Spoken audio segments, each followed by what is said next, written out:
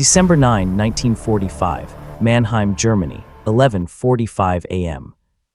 The olive-drab 1938 Cadillac Model 75 limousine glides through the gray morning along Route B38. The war is over. Germany has surrendered 7 months ago. The most feared American general of World War II sits in the back seat, gazing at the bombed-out landscape he helped create. General George S. Patton, Jr., has survived everything the German Wehrmacht could throw at him: artillery barrages, strafing runs, sniper fire, mortar attacks. He has personally driven his Jeep to within rifle range of enemy positions more times than anyone can count. He has walked through minefields. He has stood on exposed hillsides while shells exploded around him. He has charged his personal vehicle toward the sound of gunfire while his staff officers screamed at him to turn back.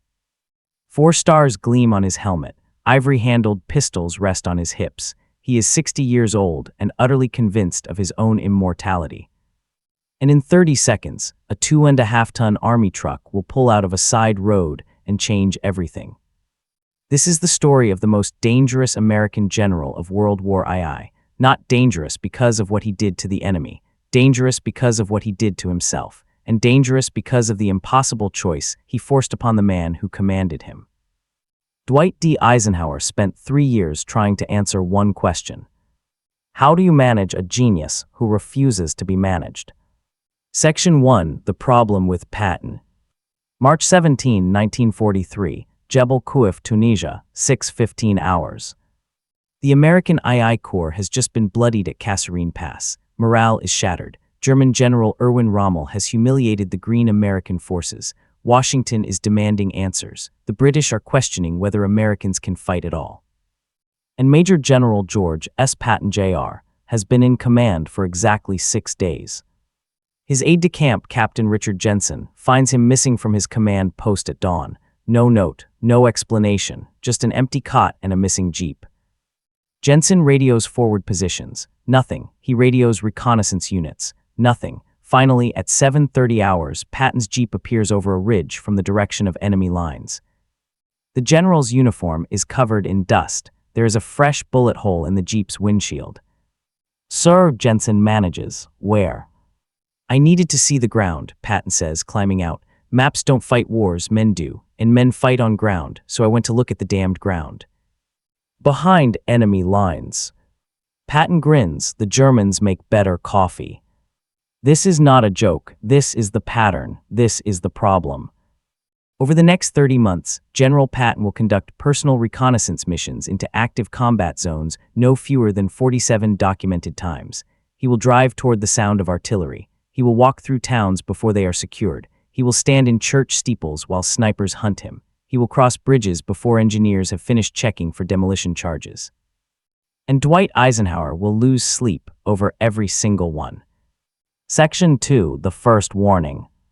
April 3, 1943, Constantine, Algeria, AFHQ Allied Force Headquarters. Lieutenant General Eisenhower reads the report twice, then a third time. General Patton personally led a forward reconnaissance element into the Maknessi sector. He was under enemy observation for approximately 90 minutes. Artillery fire was directed at his position. 3 shells landed within 50 meters of his vehicle. Eisenhower picks up his telephone. "Get me Patton." The connection takes 11 minutes. When Patton's voice crackles through, he sounds annoyed at being interrupted. "George," Eisenhower says, "what the hell were you doing at Maknessi?" "Winning, Ikes, what are you doing?" "You were under direct artillery fire." "Indirect, actually. Their forward observers couldn't figure out which vehicle was mine. I kept switching Jeeps." Eisenhower's voice drops, cold, controlled. "If the Germans capture you, they capture everything you know about our order of battle, our plans, our timelines, our weaknesses. Do you understand what that means?" "They won't capture me. And if they kill you?" Patton laughs. The sound is genuine. "Ike, I've been a soldier for 40 years. I've studied every battle worth studying. The great captains, Alexander, Caesar, Napoleon, they all led from the front. That's why they won." "Napoleon was captured twice."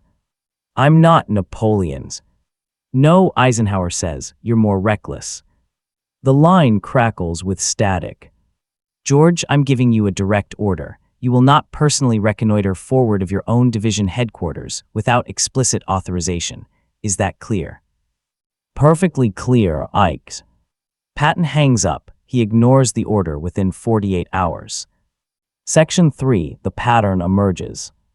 July 11, 1943. Gela, Sicily, H plus 6 hours. The invasion of Sicily is 6 hours old. German panzers are counterattacking toward the beaches. American paratroopers are scattered across 30 miles of enemy-held territory. The situation is fluid, violent, and chaotic. General Patton should be at his headquarters on the command ship USS Monrovia. He should be coordinating with the Navy. He should be managing logistics for the 3 divisions under his command.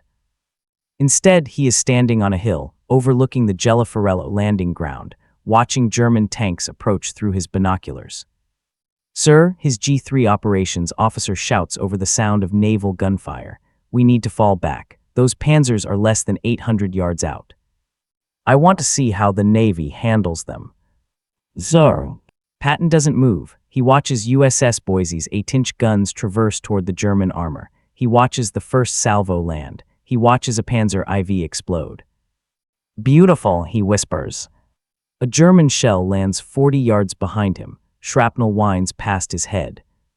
He still doesn't move. "Now," he says, finally lowering his binoculars, "I know what naval gunfire can do against armor. Maps couldn't tell me that. Reports couldn't tell me that. I had to see it." The counterattack is broken. The beachhead holds, and George Patton adds another near miss to his growing collection. When Eisenhower receives the after-action report, he writes in his diary, "George will get himself killed, and when he does, it will be his own damned fault." Section 4. The impossible choice. August 10, 1943, Nicosia, Sicily. The slapping incidents change everything. On August 3rd and August 10th, General Patton slaps 2 hospitalized soldiers suffering from combat exhaustion. He calls them cowards. He threatens to shoot them. He creates an international scandal that threatens to end his career and embarrass the Allied cause. Eisenhower is furious, not just about the slappings, about everything. He summons Patton to a meeting, alone, no aides, no witnesses. "George, I should relieve you." Patton stands at attention. For once, he says nothing. "I should send you home in disgrace. The press is screaming for your head. Marshall is getting calls from congressmen. The president himself has asked about you." Still nothing. "But I'm not going to do it." Eisenhower leans forward. "Do you know why?" "No, sir." "Because you're the only general I have who scares the Germans. The only one. Montgomery is methodical. Bradley is steady. But you make them afraid, and that fear is worth more than 3 divisions. Patton's jaw tightens. "So here's what's going to happen. You're going to apologize, publicly, to every division in your corps. You're going to eat humble pie until you choke on it, and you're going to stay out of combat command until I decide otherwise." "How long?" "As long as it takes for the noise to die down. Months, probably." Patton's voice cracks. "Ike, you can't bench me, not now, not when." "I can do whatever I want, George. I'm the supreme commander, and you've given me every reason to end you." The room falls silent. Then Eisenhower adds almost softly, "But I won't, because we need what you do. We need your speed, your aggression, your instinct. We need a general who terrifies the enemy." He stands, walks to the window. "But George, if you get yourself captured or killed doing something stupid, I will write the most scathing condemnation of your judgment ever committed to paper. And that will be your legacy. Not Sicily, not the tanks, not the victories, just one word: reckless." Patton nods. "Understood, sir." He does not change. Section 5. The German Perspective. February 1944, OKW Intelligence Headquarters, Berlin. Oberst Alexis von Rohn, Chief of Foreign Armies West, studies the latest Allied order of battle assessment. He circles one name. Patton. The Americans have assigned their most aggressive general to command a phantom army in southeast England. Operation Fortitude, the Allied deception, has convinced German intelligence that Patton will lead the main invasion force at Pas de Calais. Why? Because the Germans cannot believe the Allies would waste Patton anywhere else. "He is their Rommel," von Rohn tells his staff. "Wherever Patton goes, the Schwerpunkt follows, the main effort. If Patton is still in England after the invasion begins, the Normandy landings are a feint." This assessment reaches Field Marshal Gerd von Rundstedt. It reaches Hitler himself. For 7 critical weeks after D-Day, German armored reserves remain frozen at Pas de Calais, waiting for Patton. The irony is bitter. The Americans have turned Patton's reputation for recklessness into their greatest strategic deception. And Patton hates every second of it. Section 6, Unleashed. August 1, 1944, Normandy, France, 1 hours. Third Army is activated. Patton finally has his command. Within 72 hours, he will change the entire course of the war. Gentlemen, he tells his staff, we're going to move faster than any army in history, faster than Rommel, faster than Guderian. We are going to make the Germans think we're everywhere at once, because we will be everywhere at once. He jabs the map with his finger. 20 miles the first day, 30 miles the second, 40 miles the third. Don't stop for anything. If you run out of fuel, siphon it from captured vehicles. If you run out of ammunition, use captured ammunition. Just keep moving. In 8 days, Third Army advances 150 miles. In 2 weeks, they liberate Brittany. In 3 weeks, they close the Falaise Gap, trapping 50,000 German soldiers. And through it all, Patton leads from the front. August 7th, he crosses a partially demolished bridge before engineers finish clearing it. August 12th, he drives his jeep into the outskirts of Le Mans while the town is still contested. August 19th, he stands in a wheat field watching the Falaise encirclement close, German artillery falling half a mile away. Bradley calls Eisenhower. He's going to get himself killed. I know. Can't you order him to stop? Eisenhower sighs. I've ordered him to stop 6 times, he agrees. Then he does it again. What do you want me to do, Omar? Relieve the most successful general in the theater. Bradley has no answer. Neither does Eisenhower. Section 7, The Fuel Crisis. August 28, 1944, Third Army Headquarters, Chartres. Patton stops not from German resistance, but from lack of fuel. SHAEF has cut his gasoline allocation to support Montgomery's push in the north. Patton is ordered to halt at the Meuse River. His tanks sit idle, 20 miles from the German border. He is incandescent with rage. We are 100 miles from the Rhine, he shouts at his chief of staff, General Hobart Gay. 100 miles. There is nothing between us and Germany but empty roads and frightened old men, and they want us to stop. Supply priorities, sir. Montgomery needs. Montgomery needs a spine. We could end this war in 3 weeks if they just give me the goddamned fuel. He paces the room. His boots crack against the floor like gunshots. Hap, I'm going to do something stupid. Sir, I'm going to go look at the front myself. I need to see what the Germans have left. Maybe if I can prove they've got nothing, Ike will turn the fuel back on. Gay closes his eyes. Sir, if you're captured. Then Ike will write a scathing condemnation of my judgment. I know, he promised. He grabs his helmet, checks his pistols. But he won't have to, because I'm not going to get captured. September 2, 1944, near Verdun. Patton's jeep crosses into territory that has not been confirmed clear of enemy forces. He is accompanied by a single driver and 1 aide. They encounter a German staff car on a side road. The German officer inside is a major carrying dispatches. Patton pulls his ivory-handled Colt, hands up. The major surrenders. His dispatches confirm what Patton suspected. German forces in the sector are scattered, demoralized, and incapable of organized resistance. Patton returns to headquarters with his prisoner and his intelligence. He sends Eisenhower a message. German resistance negligible. Recommend immediate resumption of offensive. Eisenhower's response is terse. Noted. Supply priorities unchanged. Stop personally RECONNOITRNG enemy territory. That is an order. Patton reads the message, crumples it, throws it in the trash. Section 8, The Bulge. December 19, 1944, Verdun, France, Emergency Commanders Conference. The Germans have launched their Ardennes offensive, 100,000 soldiers, 500 tanks. They've torn a 50-mile gap in the American lines. Bastogne is surrounded. The situation is critical. Eisenhower looks at his commanders. His face is gray with exhaustion. George, how fast can you disengage from the Saar and turn north? Every other commander in the room expects Patton to ask for a week, maybe 10 days. turning an army 90 degrees in the middle of winter, over icy roads, against enemy resistance. It's never been done. Patton doesn't hesitate.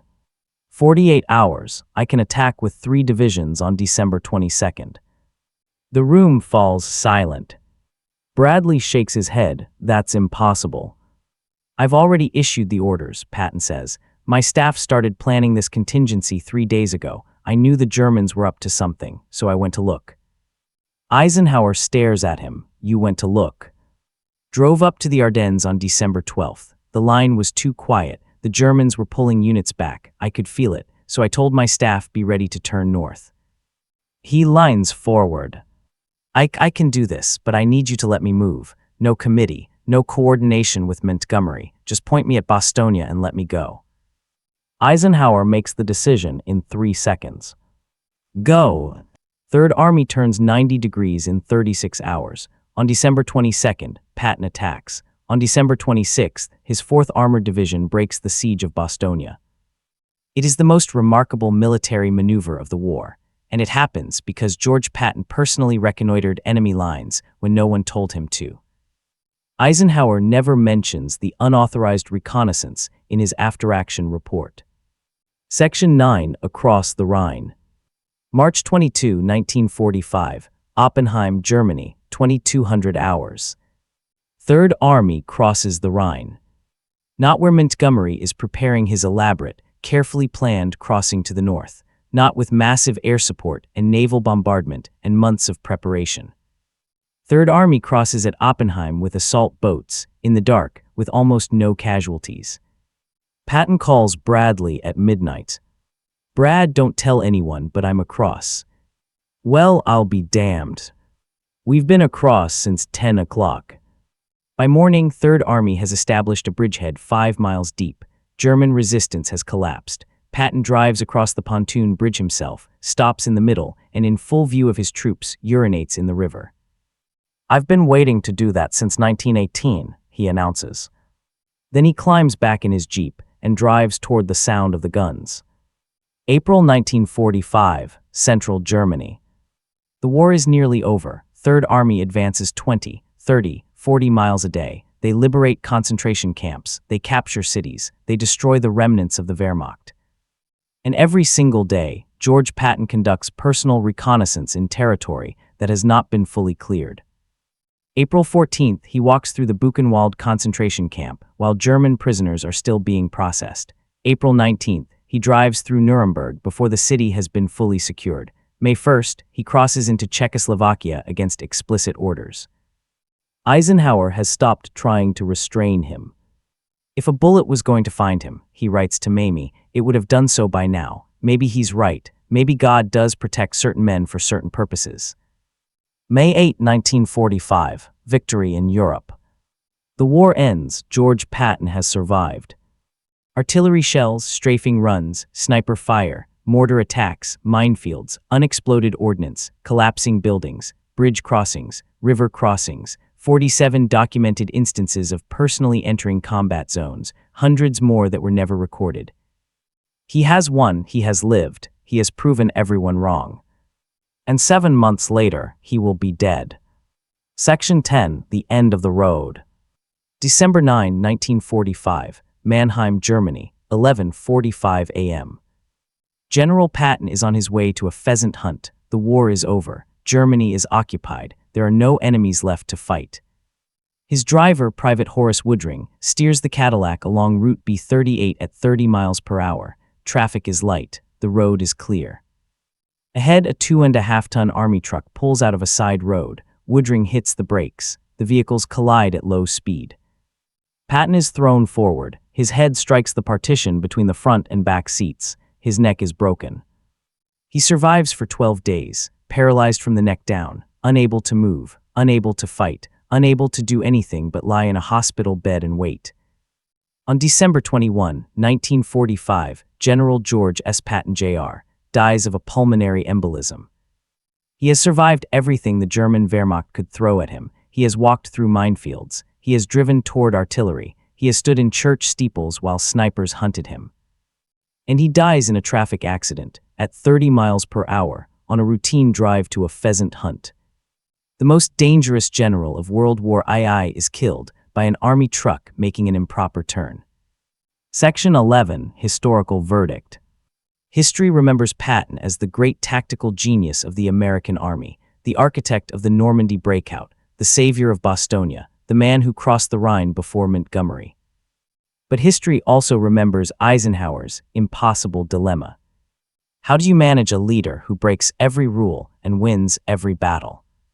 General Omar Bradley wrote in his memoirs, Patton was one of those men who could not be contained. He was essential to victory, but he was also a constant risk. Ike spent more time worrying about what George might do than what the Germans might do.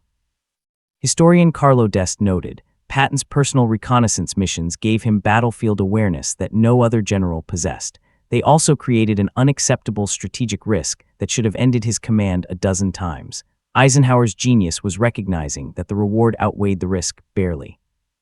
Patton himself never wavered. In a letter to his wife Beatrice, written in September 1944, he explained his philosophy. A general who sits in a headquarters and reads reports is not a general. He is a clerk with stars on his collar. I must see the ground. I must see the enemy. I must see my men. That is how I lead. That is how I win. He was right. His methods produced results that no other American general could match. He was also lucky, extraordinarily, improbably, impossibly lucky, and luck, as every soldier knows, eventually runs out. Dwight Eisenhower attended Patton's funeral. He did not speak publicly, but according to his naval aide, Captain Harry Butcher, he said one thing privately: George survived every damn thing the Germans threw at him, every shell, every bullet, every bomb, and he gets killed by a truck. There's no justice in war, none at all. Eisenhower paused. But then again, maybe this was the only way he could go. George wouldn't have survived peace. He was made for war, and when the war ended. He didn't finish the sentence. He didn't need to.